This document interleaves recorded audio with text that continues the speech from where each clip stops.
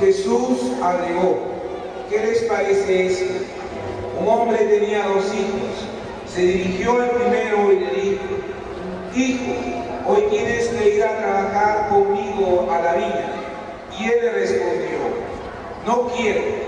Pero después... Bien. Felicitaciones. Abuela, soy Caperucita, ¿puedo pasar? Sí, hija, pasa. Abuelita, ¿qué boca tan grande tienes? Es para comerte mejor.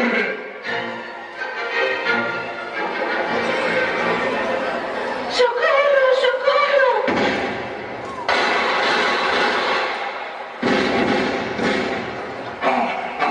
Me han herido.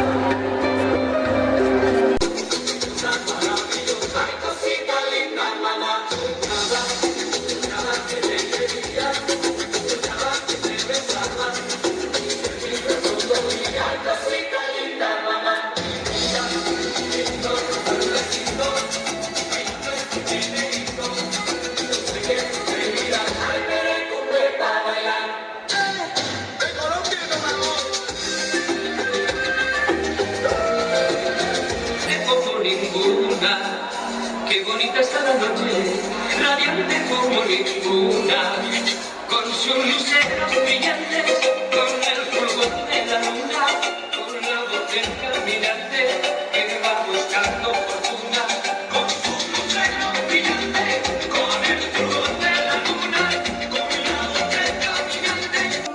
Que han salido premiados con una...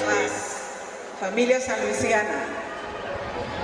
En esta oportunidad hemos querido rendir homenaje a cada uno de los papás sanluisianos en la noche, porque sabemos que durante el día todos trabajan y a veces es muy difícil pedir permiso en el trabajo para venir un momentito a ver actuar a sus hijos.